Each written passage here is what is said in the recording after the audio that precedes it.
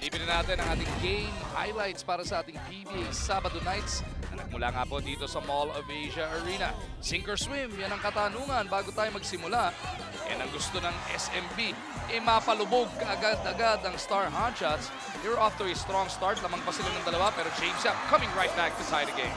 You know, in that first quarter, ended up 19-all. Right natin, nakipagsabayan talaga sila. They were able to basically execute their plan when they were able to stay within dun sa game plan na yun.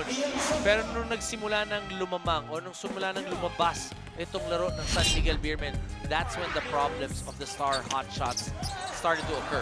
Yun yan, no? Penetration from Chris Ross. Bago yan, sa kanan siya finish. This time around, sa kaliwa naman. May tres pang naipasok yan si Chris throughout in the course of this game. Lamang ng dalawa SMB, gawin mong 5 as Marshall Lassiter started to catch fire. Bago naalala mo nung sinabi ni Erwin Santos doon sa best player interview na natiwala siya doon sa mga kakampi niya na merong mga nakaupo dyan na kaya magbigay.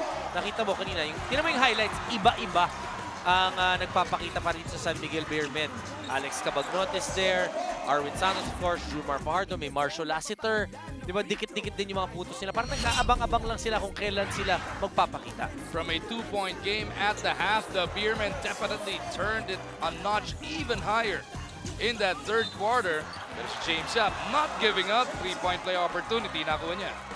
Oh, you like how James Yap is really, kumbaga Kayod Marino. Itong si James trying to get that win. Everybody just needing to get on the same page and trying to figure out what really works for them.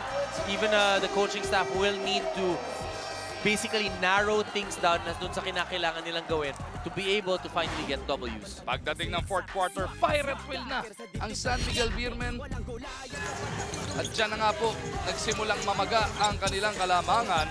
Arwin once again from top of the key, pushing their lead to 6.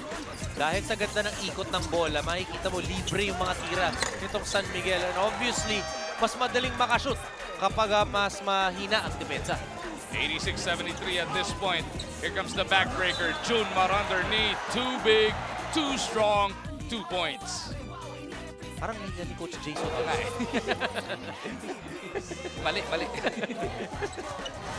At pagdating ng dulo ng ating ballgame, the Star Hotshots trying to do all they can, pero every time nga na makakuha silang basket on one end, hindi naman nila mapigilan yung SMB sa kabila. Diba, may big shot na pagsagot parati itong San Miguel Beermen, and that's what we're talking about. The team as seasoned as the San Miguel Beermen.